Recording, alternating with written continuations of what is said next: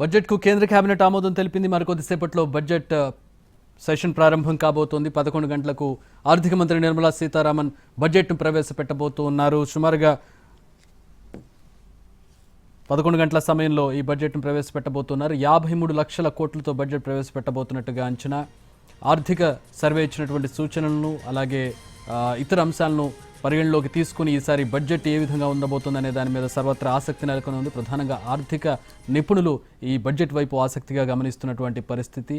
ఎందుకంటే వచ్చే ఏడాది 2025-26కి జీడిపి వృద్ధి రేటు తగ్గుతుందనే ఒక అంచనా. అలాగే వికసిత భారత్కు 8% ప్రతి ఏడాది 20 ఏళ్ల పాటు 8% ఆర్థిక వృద్ధి రేటును కంటిన్యూ చేయాల్సినటువంటి పరిస్థితుల్లో వచ్చే ఏడాది 4 ఏళ్ల కనిష్ట స్థాయికి ఆర్థిక జీడిపి వృద్ధి రేటు పడిపోయేటటువంటి పరిస్థితుల్లో అంచనా ఉన్నటువంటి పరిస్థితుల్లో ఏ విధంగా దీన్ని బూస్ట్ చేయబోతున్నారు, ఆర్థికంగా ఏ విధంగా పరిపుష్టం చేయబోతున్నారు, ఈ బడ్జెట్ ఏ విధంగా ఉండబోతుంది అనే దాని మీద ప్రధానంగా ఆసక్తి కనబడుతూ ఉంది. In the perspective of analytics and మనం ఇక వేతన జీవులు మధ్యతరగతి జీవుల విషయానికి వచ్చినట్లయితే నిన్న మోదీ చేసినటువంటి వ్యాఖ్యలు వారి ఆశలకు ప్రతి ఏడాది బడ్జెట్ ముందు ఉండేటటువంటి ఆశలే ప్రతిసారి బడ్జెట్లో వచ్చేటటువంటి ఆశల మీద నీళ్లు జల్లుతూ వచ్చేటటువంటి నిర్ణయాలు మనం చూస్తుంటాం. కానీ ఈసారి దానికి ముందు మోదీ చేసినటువంటి వ్యాఖ్యలు ప్రాధాన్యత సంతరించుకున్నాయి. ఆ ఆశలు నిజంగా నెరవేరబోతున్నాయని ఒక రకమైనటువంటి హోప్ని క్రియేట్ చేసినటువంటి పరిస్థితి. నిన్న పార్లమెంటు ప్రాంగణంలో మోదీ ప్రకటన చూసినట్లయితే మధ్యతరగతి పేదల మీద లక్ష్మీదేవి కటాక్షం ఉండాలని చెప్పి కోరుకుంటున్నాం. ఆ విధంగా మా బడ్జెట్ ఉండబోతోందనే ఒక రకమైనటువంటి సూచన ఆయన ఇవ్వడంతో మరింత బలం చేకూరింది ఆశలకు. ఈసారి ఖచ్చితంగా ట్యాక్స్కి సంబంధించి ట్యాక్స్ స్లాబ్స్కి సంబంధించి ఒక కీలక నిర్ణయం ఉండబోతోంది. అది ఒక రకమైనటువంటి అనుకూలమైనటువంటి నిర్ణయంగా ఉండబోతోంది అనేది సర్వత్రా కనబడుతున్నటువంటి ఒక హోప్గా కనపడుతోంది ఆ మధ్యతరగతి వేతన జీవుల్లో. రైట్, మరికొద్దిసేపట్లో బడ్జెట్ ప్రారంభం కాబోతుంది. బడ్జెట్ ప్రవేశపెట్టబోతూ ఉన్నారు. మా ఢిల్లీ ప్రతినిధి జాయిన్ అవుతున్నారు. బడ్జెట్కి సంబంధించిన వివరాలు తెలుసుకుందాం. రైట్, మరికొద్దిసేపట్లో బడ్జెట్ ప్రారంభం కాబోతోంది. కేబినెట్ బడ్జెట్కి ఆమోదం కూడా తెలిపింది. వాట్స్ గోయింగ్ ఆన్ ఇన్ ఢిల్లీలో?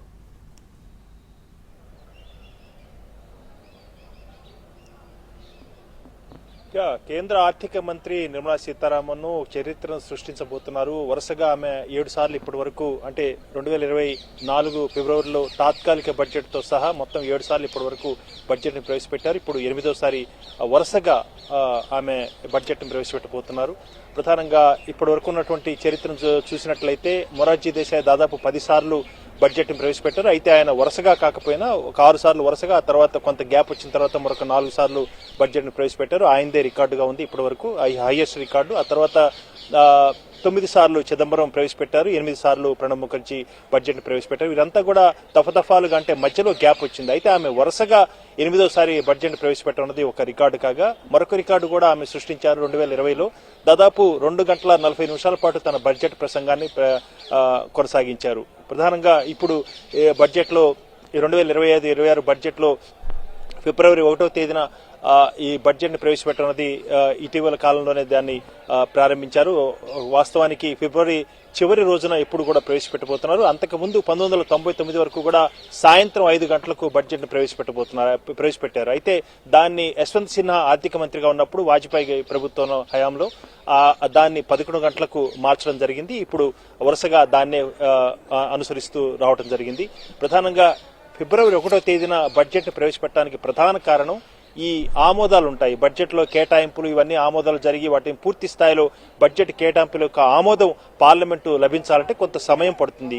ఫిబ్రవరి చివరి తేదీన గనక బడ్జెట్ ను ప్రవేశపెట్టినట్లయితే అది ఇంకా కొంతకాలం పట్టే అవకాశం ఉంది. బడ్జెట్ ను అమలు చేసేందుకు కొంత సమయం పట్టేందుకు ఆలస్యం అవుతుంది. కాబట్టి అది కాకుండా ఫిబ్రవరి 1వ తేదీన మార్చడం ద్వారా కేటాయింపులంటే కూడా ఆమోదింపజేసుకొని ఖచ్చితంగా ఏప్రిల్ 1వ తేదీ నుంచి బడ్జెట్ ను అమలు చేసుకోవటానికి వీలవుతుందన్న అంశాన్ని దృష్టిలో పెట్టుకుని ఫిబ్రవరి 1వ తేదీని దాన్ని మార్చడం జరిగింది.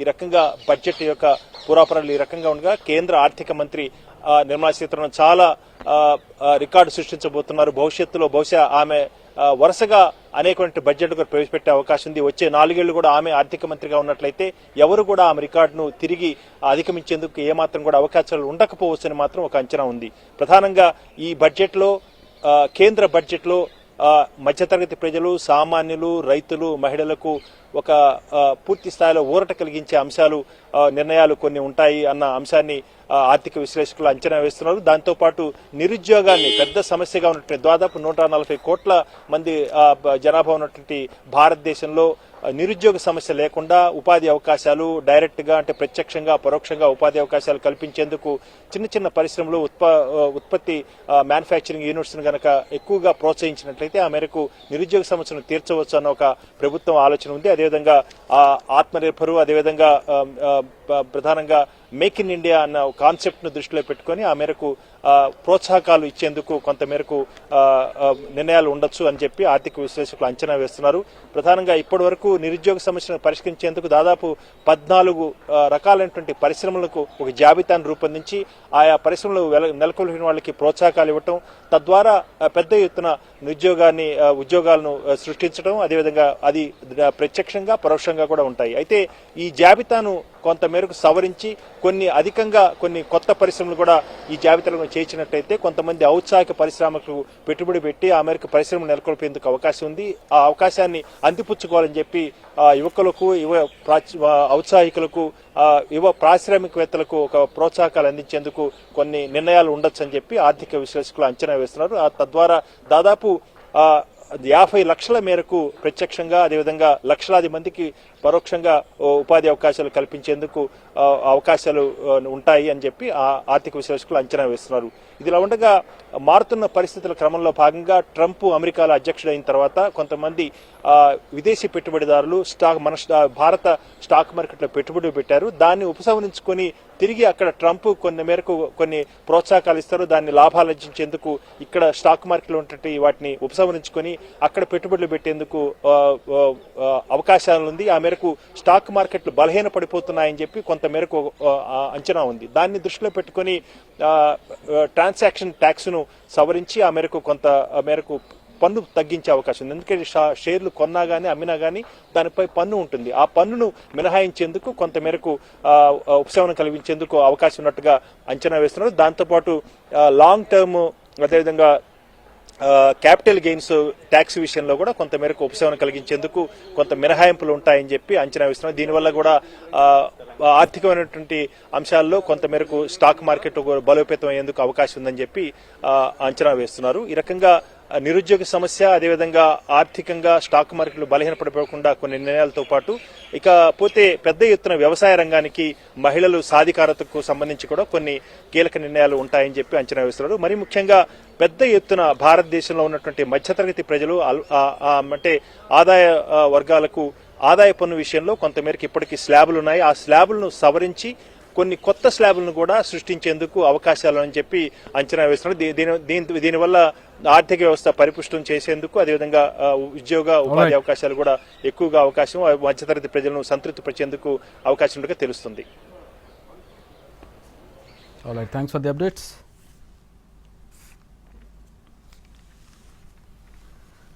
మార్కెట్లు ఆశాజనకంగా ప్రారంభమయ్యాయి. మరి బడ్జెట్ ప్రవేశపెట్టిన తర్వాత మార్కెట్ల పరిస్థితి ఏంటనేది వేచి చూడాల్సినటువంటి పరిస్థితి.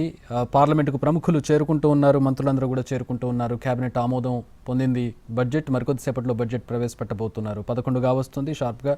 సో మరికొద్దిసేపట్లో పార్లమెంట్లో బడ్జెట్ ప్రవేశపెట్టబోతున్నారు నిర్మలా సీతారామన్. రికార్డు నమోదు చేయబోతున్నారు. వరుసగా బడ్జెట్ను ప్రవేశపెట్టిన ఆర్థిక మంత్రిగా, కేంద్ర ఆర్థిక మంత్రిగా నిర్మలా సీతారామన్ రికార్డు నమోదు చేయబోతున్నారు.